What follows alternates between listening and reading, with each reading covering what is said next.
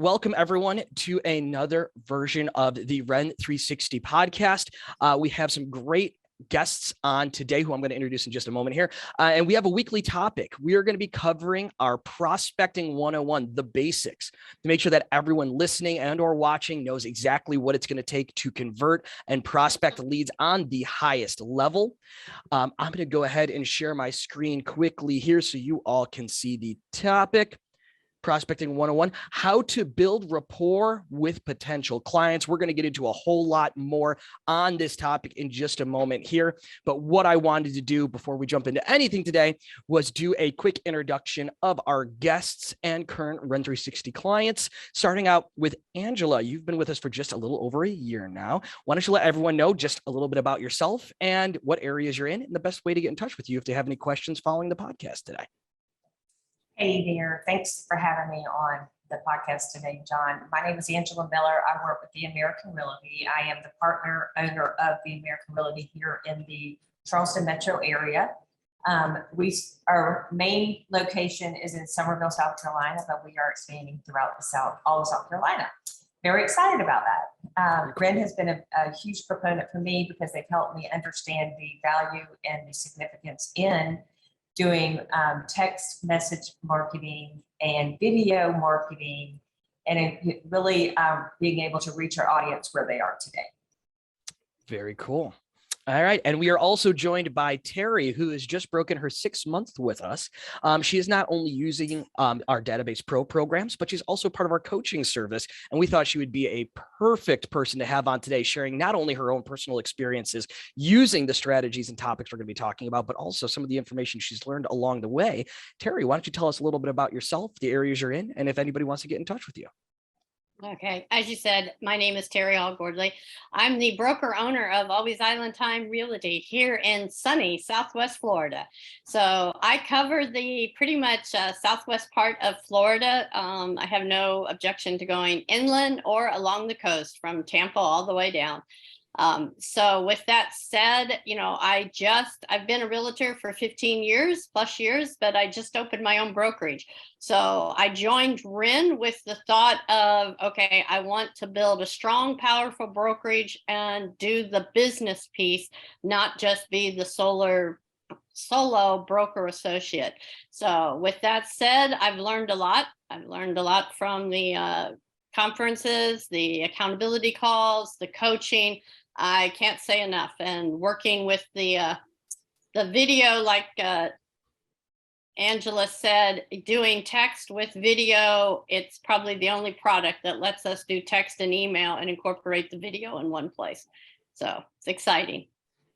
Very cool. And I can say with 100% confidence that if you have any referrals in either of the areas and or you would like to send any information along the way to both Angela or Terry, all of their contact information will be in the description of this video, and or we will be able to help you get in touch with them. They are by far some of the best agents in their area. And we can say that with 100% vote of confidence from the entirety of the team here at Ren.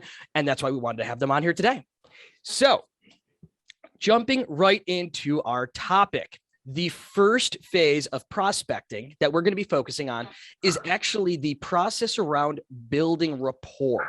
It is what we consider the first step in actually becoming a master of prospecting. And just to put it in perspective, we consider a master of anything to be someone who has spent 3,000 plus hours doing something.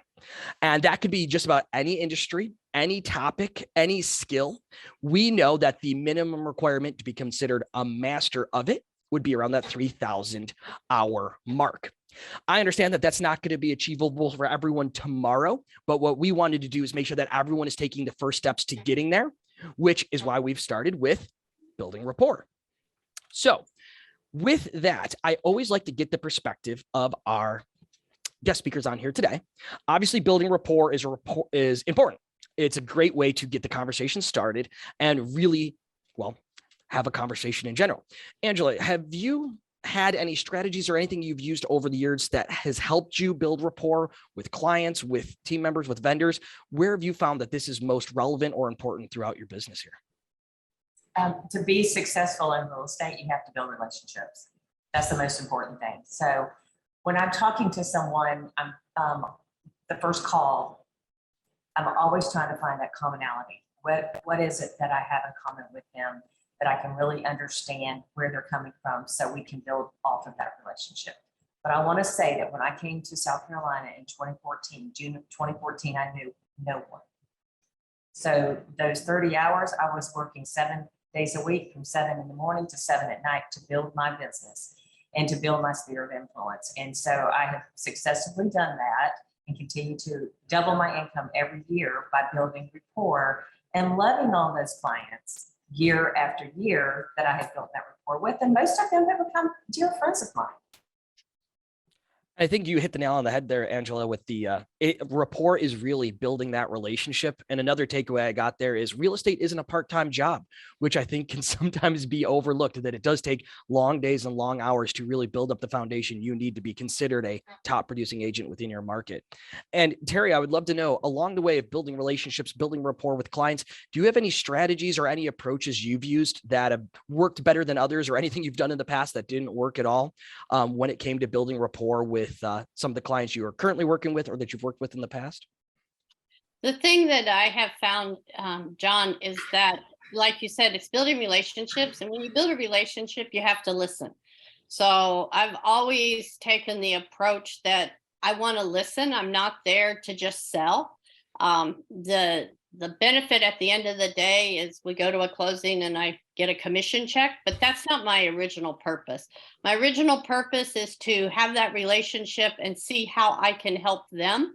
And that's always been successful. I entered the business when the market crashed, and all of the agents that were used to people coming in and writing offers and offers and offers, and you didn't have to do anything, were exiting, because now it became a lot of hard work and you had to really listen to people and either help them with short sales or foreclosures or find them places to rent. So building those relationships, and like Angela said, they've become clients or a relationship for life. I mean, I still know them, I stay in contact with them, and they always reach back out. So to me, that's the business. It's not being the salesman, sell the house, goodbye. It's we've got the relationship. And oh, by the way, I used it a lot here with Ian. I mean, I texted everybody, are you okay? Is everything good? Do you need any help? Can I get you any contacts? Whatever, because that's what we do. If you have a relationship, you're looking out for the other person. Absolutely. And I heard a powerful line a long time ago when I was first getting into the industry myself, and you touched on it briefly here, Terry, to start things out. As a real estate agent, you work for free until you get that commission check. And the best way to be able to get that commission check consistently and make people want to come back and work with you again is when you do build up that personal relationship with them. Because at the end of the day, you are working for them every minute of every day until that commission check is signed. And if you want to get more business down the road, that relationship is what's going to help push you over the edge and make sure that that's the catalyst to get you there. So great information there. I wanted to jump into our first bullet point here, which I believe is one of the most important and sometimes most overlooked areas of building rapport, which in our dialogue, in our textbooks over here, we refer to it as mirror and matching. And really what that's simply broken down into is, can you put yourself and can you communicate with the other person, the lead, the contact, the opportunity, the seller, the buyer? Can you communicate with them in a way where they feel as though you're relating to them, where you're matching their tone, their pace, where if they're very excited, the last thing you want to do is be an Eeyore, quiet, conservative, not as excited as they are. If they are very concerned, if they're hesitant and they need a little time, being able to build them up along the way through matching where they're at is something that, if not done properly, can really just completely remove yourself from the conversation, because you're just leaving too much room for what we would consider cognitive dissonance. Something doesn't feel right. Something's just not clicking with you and the other person. So I know this is something that takes a lot of time and a lot of practice. And Angela, I would love to know if you have any stories of using this over the years, or any examples of using this in the past where it's been used to your advantage when working with a lead or having a conversation with a homeowner. 100%. I think it's very important that we learn the culture of the individuals that we're working with. I know that I have worked with some different people from different countries and really had to go in and study because I'm a Southern girl. I hug, they don't, and really meeting them where they're at and understand their intellect and knowing what's important, finding out the hot spots and really identifying who they are personally, respecting them where they come from, but also at the same time, finding out what their needs are, speed up the conversation and get their energy. And I do feed off of people's energy. I mean, I really do. So if they're high energy, I can match them. I can go right along with them. But if they're level, we can do that too. And I don't get exhausted by the end of the day now that I'm 55. I was a ball of energy when I got in the business almost 30 years ago. So, but yeah, things have leveled out for me, but I can still match them. I can still talk like talk like a Knox Shamir if need be, but I think it's very important that we meet people where they are and find out not just mirroring their body language, but really mirroring their culture and knowing who they are and finding out more details that you can. If they don't share it with you, maybe do a little research before you meet them. Absolutely. And I've dealt with this personally. Up here with Real Estate Nexus, we are in New York, and we are in upstate New York. And something we're known for, specifically from anyone west and south of us, is how fast we speak. And it has been something that after about the third cup of coffee in the morning, we are talking at about 160 words a second, it feels like. And speaking to people who are not from our area, if we go somewhere where the pace of the speech is much slower, not only do they not understand what we're saying, but why we're speaking that way in the first place. And it does cause or can cause a lot of feelings of just, this is not a good fit at all. So just matching the pace alone can be something that we all have to be cognizant of having these types of conversations. And Terry, I'm going to throw this back to you because you mentioned something in the last bullet point about building rapport where it was listening. And I think listening is, again, probably the most valuable skill any sales professional in the world, regardless of industry, can have. And along the way, there's a few different bullet points that we focus on, from how fast we speak, the volume in which we're speaking, the tonality, just how we're projecting our voice. Is there any type of keyword or phrasing or anything that you focus on heavily while listening to the lead or while having the conversation that you feel as though is a key point or something that's more important than the others to make sure that you're effectively able to mirror and match them? I'm not sure if this is what you're looking for, but I try to understand the reason why. Why are they either wanting to sell or buy? And then from there, and I try to do that at the very beginning, are we selling because it's an estate and we just lost a dear loved one? Is it a divorce, or did we just get married? Do we have a child coming? And then taking it from there into the context of, what is your long-term plan for the property?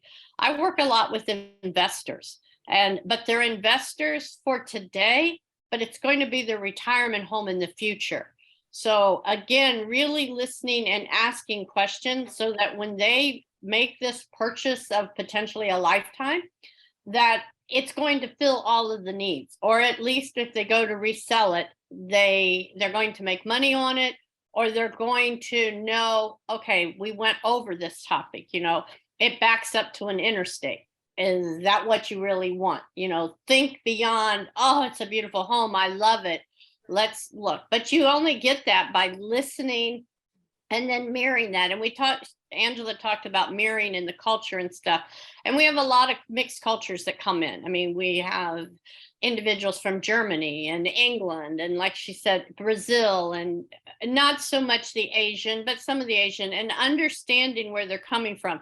And you made the comment about New York, and I have to laugh because when I deal with a New Yorker, that's like its own culture right there. And you kind of got to know that and know, okay, I know that person's from New York. I can just tell by the questions or where they're going. And so you kind of have to make a change. And that's true in your own presentation of yourself. Maybe if I know I'm going out and looking at $500,000 dollar properties and up, I may dress different than I would if I was looking at $500,000 down, So you want to mirror that. You don't want to be flashy and make someone feel offended, but at the same time, you don't want to look like you're not qualified to do the high end. So the whole mirroring is understanding your client and doing your research. As you said, really do research before your meeting to kind of, and listen. When you have those conversations, figure out where they're coming from. Yeah, and I think really being able to match and mirror and understand where they're coming from is what's going to give you the opportunity to have that conversation, to have them open up, to have them actually give you what you need to actually effectively do your job at the highest level. So I think that's exactly what I was looking for, Terry, along the way. And if I can interject here, like you said, but the only way they're going to open up is when you're showing them that you care. If they think you're coming at them, well, I know for me personally, if someone comes at me as a salesperson, like, nope, I'm just looking. And so really letting them know that this is your business and you love it and you really want to care for them. I love the fact you just brought that up, because that's actually a perfect segue into our next slide here, which is voice quality. And I think this is something that's an immediate piggyback on what you're talking about there.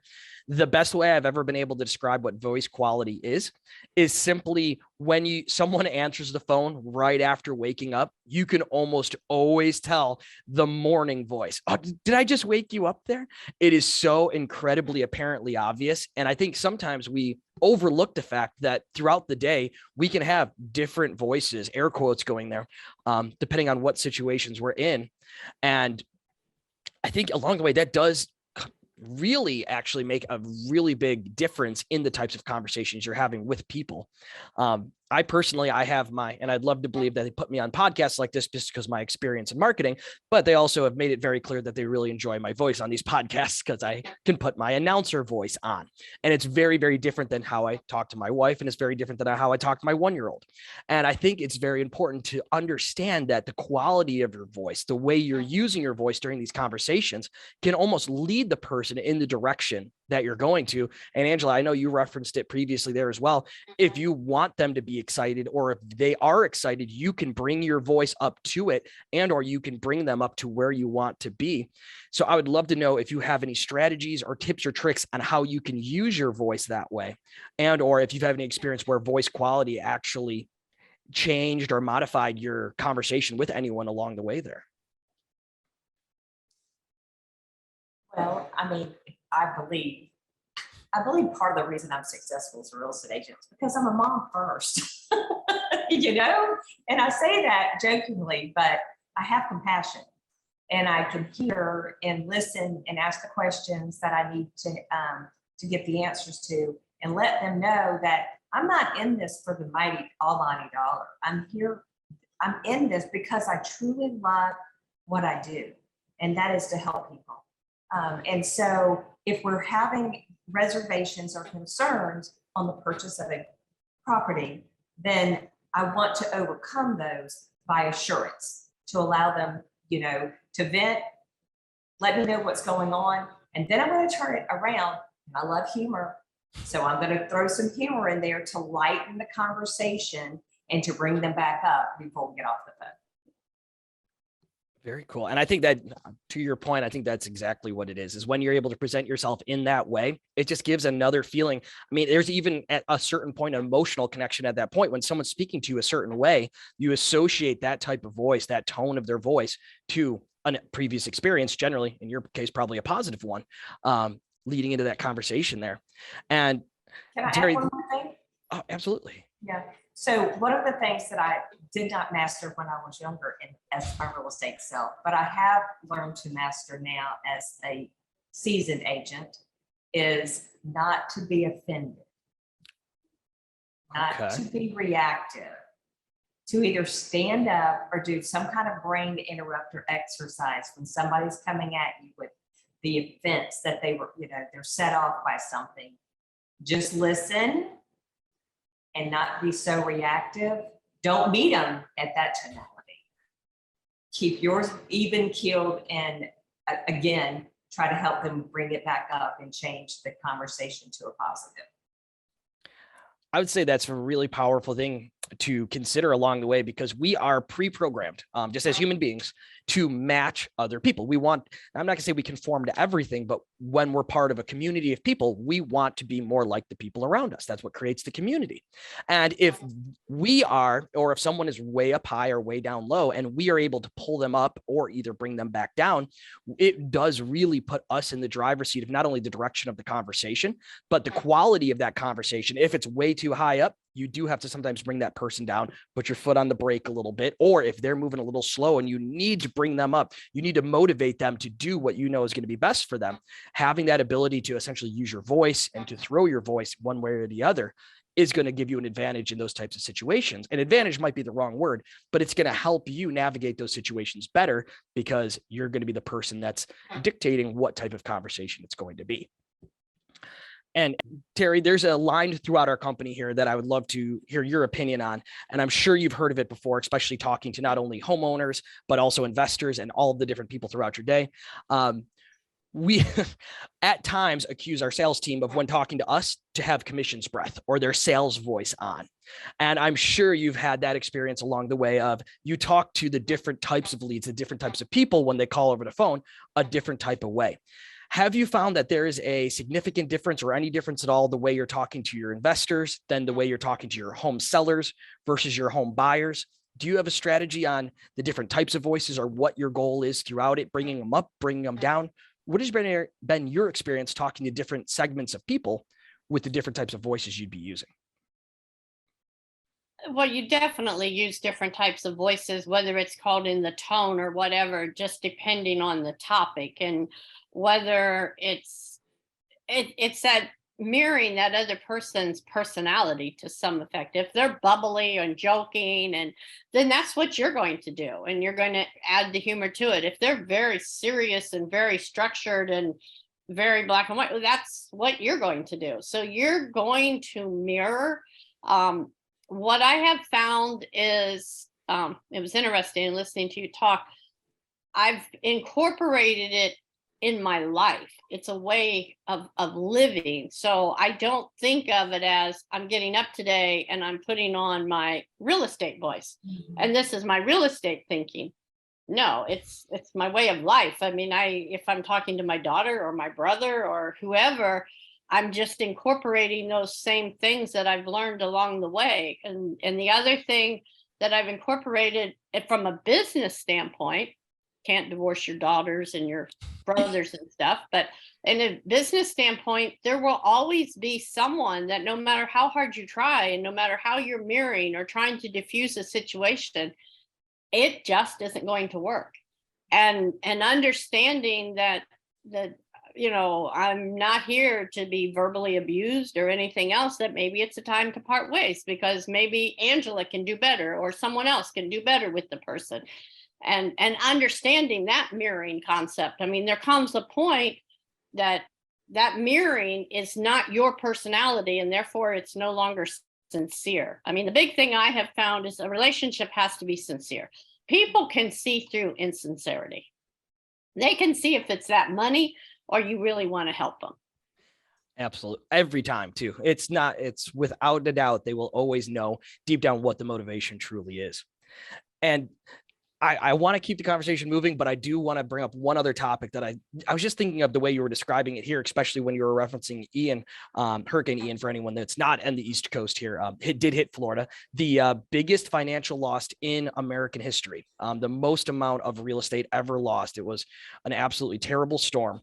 And that on top of the current real estate market here, I'd be really curious, Terry, and then Angela here, have you found that, and at least from our experience working with our local brokerage here, we used to have to bring down our sellers. Our sellers about 6 months to a year ago, coming out of the pandemic, was absolutely, I want to sell my house. I'm super excited, sky high expectations, to where today they are so far down here, we have to bring them up. No, this is still, you can still sell your home. You can still do everything else.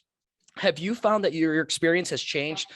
Terry, I'd love to hear what your experience is with everything happening within Florida right now. Do you have to find ways to motivate your sellers more than you did previously? Or are they still, I mean, obviously Florida is known for their real estate market. Are they still excited? Are they still ready to take the next steps without much excitement at all, or without much need for your excitement along the way? What I'm running into myself in the people that I'm seeing and stuff is, everyone's looking to rebuild. Again, they still own the dirt. At the end of the day, they own the dirt, and they own sunny Southwest Florida. I mean, the day after Hurricane Ian, the sun came out and shined. We weren't in snow. We weren't in cold. We weren't like, oh, why am I living here? I mean, we were like, okay, pick it up. Let's go. So I don't think you're going to see the mass exodus. And in reality, at least from my experience, unless a building was totally destroyed and the snowbirds couldn't come, the snowbirds are not coming. I mean, the Canadians are coming in January, regardless of whether we have a beach or not. They're coming. I mean, our roads are more packed now than ever. And then when we add the rest. So for me, sellers have understood that they're probably not going to have multiple offers, but that's not impossible. I just sold a house this month, a couple of weeks ago, and I had multiple offers and we got full price. I mean, but we weren't $100,000 overpriced. So I think, again, that's building that rapport and that relationship, that when that seller understands, your business and you're being honest with them, and here are the comps. And if you really want to sell, again, back to the why, they're going to follow your lead, and the homes are selling. I mean, since we said the market was turning in June, and I could almost put my finger on the day that it was like, wow, we just went from a buyer's market to a seller's market.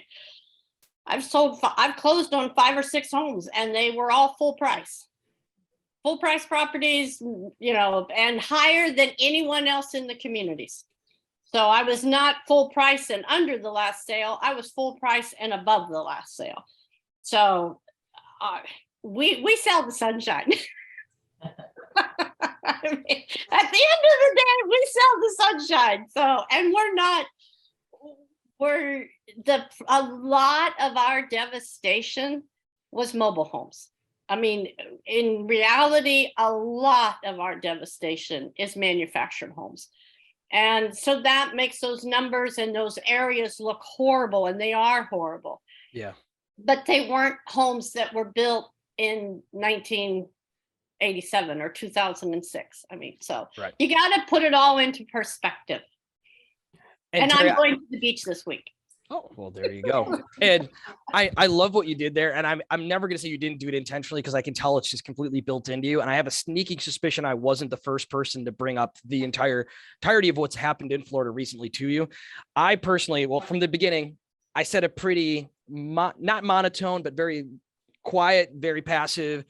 This is not a good thing. By the end of this, we are laughing. We are up here. I can say you genuinely gotten me excited to move to Florida, just on where you took me from before to a very positive, selling the sunshine, laughing. And that is an absolutely perfect example of literally what we've been talking about all day today, of what you were able to take a potentially negative conversation, not even negative, but not something that's going to sunshine and smiles, to a very, very high and positive, laughing, positive feeling about what the current state of the market is. So I would say, if anyone was listening, if you just go back to where the conversation started, maybe a minute and a half ago to where we are right now, you can probably hear a night and day difference to where not only the tone of my voice was and or is now to where Terry's was as well, because I think that's a perfect example of exactly what the power of the quality of your voice can do along the way here. And if I can just interject here real quick, because as I'm sitting here thinking, okay, I look at glasses as half full. So you could have someone else on this podcast who is an agent here, and they're going to tell you it's all doom and gloom and it's horrible and and it is from their perspective. So Don't get me wrong. I'm not under a flower tree. I mean, it's just how you look at it. So. And I would say the confidence, the excitement, and the positivity, I can say without a doubt, has come through very, very clearly here, Terry. And at the end of the day, I'm not going to ever say it doesn't matter what you're saying, but the way you're saying it, you could sell me ice in Alaska and I would probably be very excited with it at this point with the way that you're presenting the information there. So that's just, again, for anyone listening or watching, that is exactly what we want to do, not only for situations like that one, but if you can get everyone as excited as Teresa got us here about a market that, depending on exactly what she said, who you talk to is not ideal. You can do that in just about any situation and take a negative and or a passive and turn it into an exciting positive in almost, I mean, what has it been? 3 minutes total. It's a completely different conversation now than it was. And before we move on to the next topic here, Angela, I just want to see if there was any thoughts or anything you would like to add to that entirety of the thought there. Well, I think that because of the fact of being in the business as long as I have and going up and down with the crashes that we've had, I don't think we'll see anything like we had back in 2008. Praise Jesus. But I will say that one of the things I really pay attention to is, yes, we are also up against the beach here on the East Coast. We have wonderful restaurants here. We've got some of the best in the world. We're one of the fastest growing cities in the United States, and our infrastructure is in place. So we have a lot of growth that is happening. We have median price point of our income is 75,000. Our median homes are 400 to 600,000. Rates are only at 6.5. We are not at 12 and 15%. We are in a great market. We have normalized, and the buyers that are buying are serious buyers. And isn't that just nothing more than just perspective on a current situation? Because you can spin it in a million different ways there. And the way you just did there, Angela, is a perfect example of, yeah, it could be 12 to 15%. It's not. We are still in a position where people have the opportunity to capitalize on probably the most valuable asset in their entire life, which is currently real estate. The only thing that we'll never be able to produce more of, we're never going to find more space. It's going to be what we have now is going to only go up in value as time goes on, even with the peaks and valleys that come along with any type of investment like that. So I think that is a fantastic way actually to move to our second to last bullet point for today, which is something we've been essentially talking about and touching on as we go here, but actually taking a minute to talk about finding common ground. And this is simply, how do you build that initial foundation of the relationship? And a couple of the different ways that we've suggested doing this in the past. Compliments. It's something that can easily be overrated. Your house is beautiful. Wow, this is amazing. So on and so forth. Building up their confidence level will help them feel more willing to open up to you along the way. Being authentic is something that I cannot put more emphasis on. If you are not authentic to who you really are, it might not be showing through the first day, the second day, or the third meeting. Eventually there will be a time where your true self, your true personality comes through. And if it's not a good fit, it will come out along the way. And hey, you might still get the commission check, but it will not be one that you're happy about cashing, because those are the types of deals that, man, you just never want to go through again. And then, of course, just active listening. And that's something that, Terry, I would love to get your opinion on, because you've been talking about listening a lot during this podcast. You're one of the most valuable assets, as we talked about, that a sales professional can have. Active listening compared to listening, essentially asking the questions, leading the conversation, giving that haptic feedback, nodding, smiling, agreeing along the way. Have you found a difference between just passively listening and utilizing some of that active listening along the way? Do you have any tips or tricks that you've used to keep someone engaged in a conversation that maybe that without it wouldn't go to the same degree? Well, my definition of active listening is watching someone's eyes, looking them in the face. So if I'm listening, but working on the computer or texting or looking at my phone, the odds are I'm missing things. I'm missing information. So as far as me, when I'm truly working with somebody, I'm looking at their face. I'm looking at their facial expression. And then from there, if I'm asking questions, you can kind of tell if you lost somebody by looking at their eyes, if they've just zoned out or you talk too much, whatever. So, To me, that's active listening. It's really looking at the face, looking at the eyes, and being engaged, and then adjusting if I see the eyes zone out. Okay, let me come back and ask questions. What did I just say? Or where are we going with this? And vice versa. If I'm talking and I see them doing all the other stuff, then I know they're not active listening. So the odds are I didn't get my point across. So you mean, Terry, that if I'm like this, wow, that was a great point. I really feel as though I got and for everyone listening and not watching, just holding your cell phone in front of your face is a fantastic way to let the other person know that A, you don't really care what they're saying because you're not giving them anywhere near your full and undivided attention. And B, it's just a good way to make sure that they don't want to open up to you any further, because why would they? And I think that eye contact is something that is undervalued along the way, especially in our digital age. It has taken me personally the longest to be able to make eye contact with everyone on here, because at this point I'm staring at a blank wall behind my computer and there's absolutely nothing there, but I'm looking at my webcam. And in order for me to look like I'm looking at everyone, I'm actually looking at nothing at all. And it does make a world of difference, because if I'm looking at the slides, which are over here, and I was looking at them and reading the bullet points the whole time, it completely takes away the experience of talking to someone, quote, air quotes again for everyone listening, because at the end of the day, my eyes are not locked in or not paying attention. It's active listening is something that goes both ways. Not only do you need to proactively be doing it, but also be watching to see if they are doing it, because if they are not, then you need to make an adjustment, as Terry said, to make sure that they are in the very near future, or you're just wasting both of your times.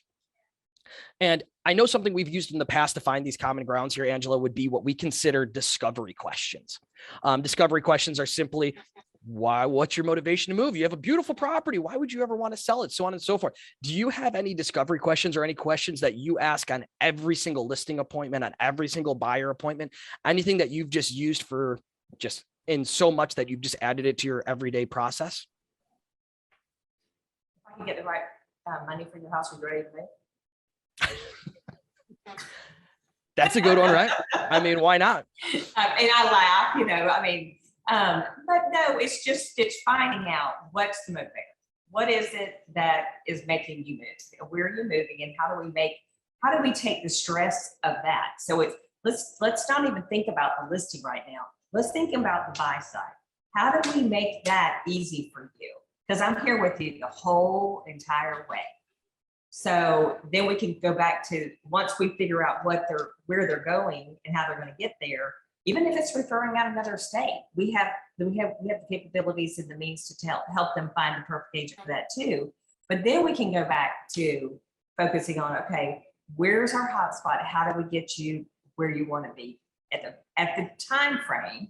Because if they're in a hurry because it's a job placement, or they're moving closer to the grandkids. Well, moving closer to the grandkids, it's not as fast as it is if, okay, I got to be at my job on November 1st or December 1st. Okay, all right, that's fine. Well, we know how fast, how aggressive I got to list this house. So, like Terry said, it's listening and asking those questions to find the motivators that get them to the place they need to go.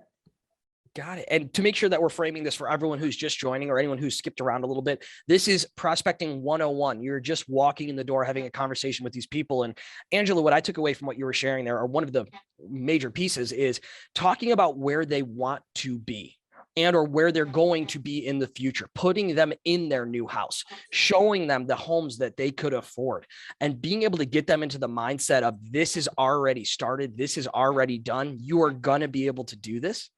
I feel as though, based on what you're telling me, is a great way to essentially continuously motivate them to keep the process moving along. Because if you focus too much on the immediate, talking about, well, what do you like about your home? What are you doing to your home? So on and so forth. They get so wrapped up on what's happening today. They don't look at what could be happening tomorrow, the day after, or what the end all be all goal would be for listing and selling the home in the first place. Perfect. And I do want to make sure we can jump into the last one here, because I did hear you reference it already here, Angela, and I think it's a good way to wrap things up for today. Pain points and motivation.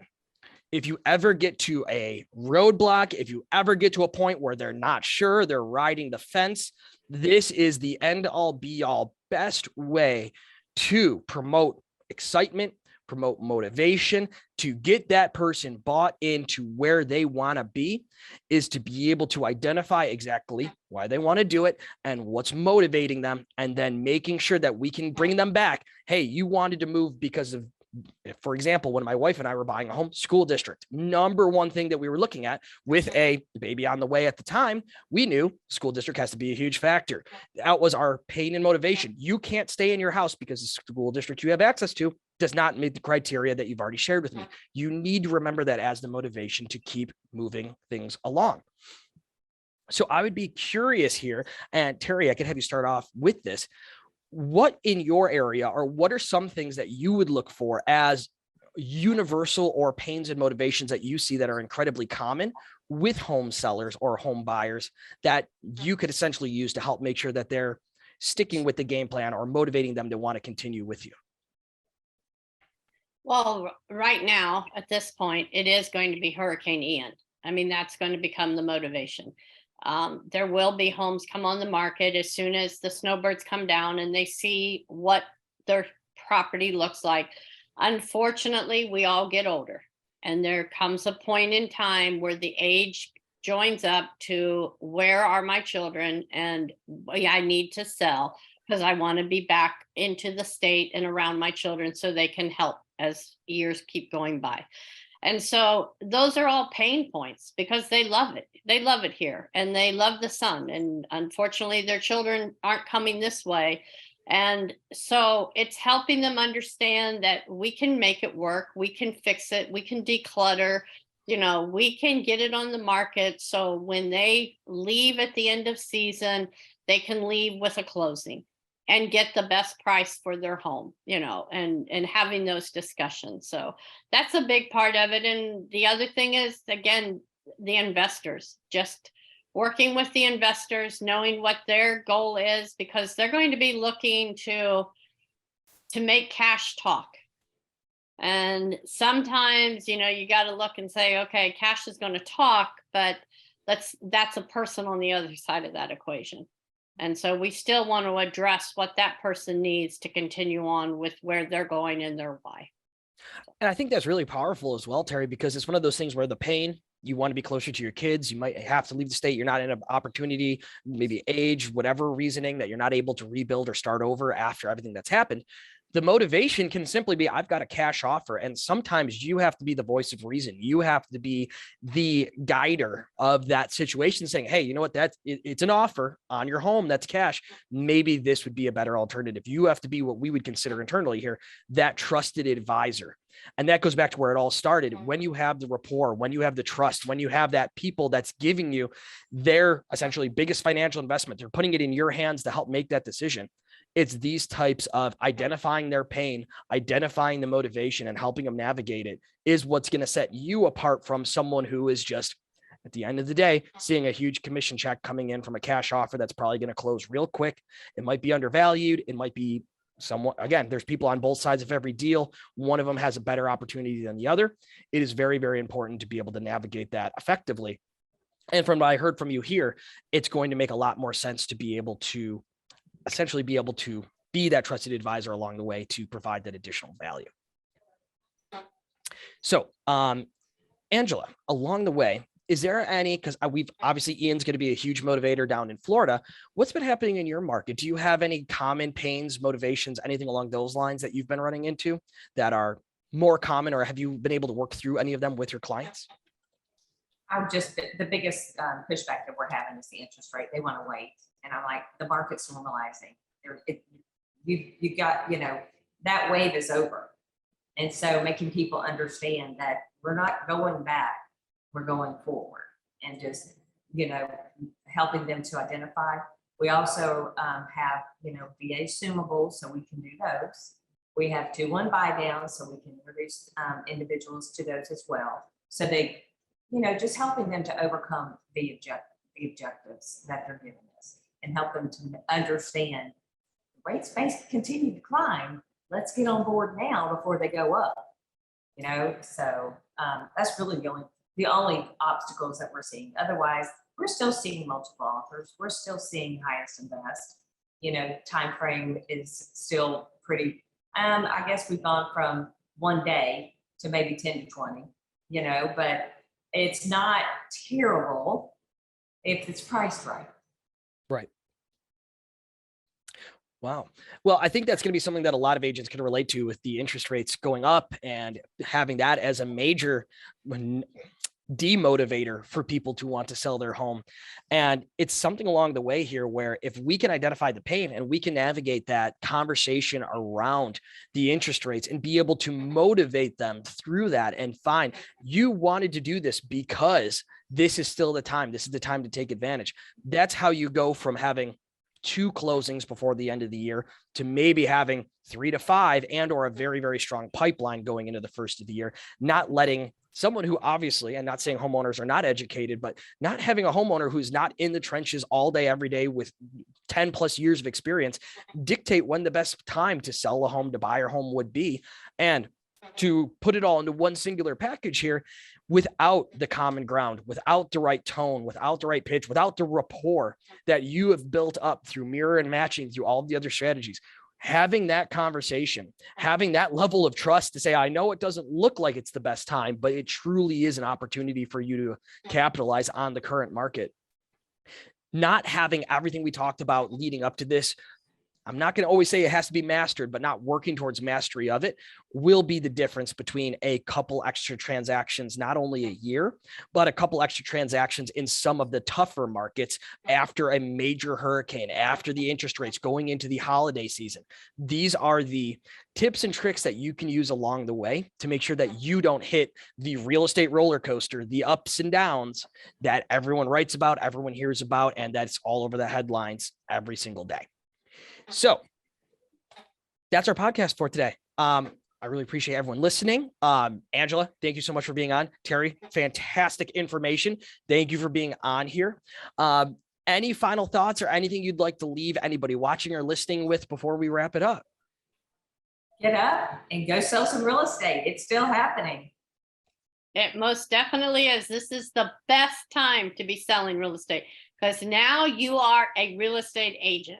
This is when the interest rates go up and the amount of inventory starts coming back on and the buyers and sellers are there, you will truly practice your real estate skills. So enjoy it.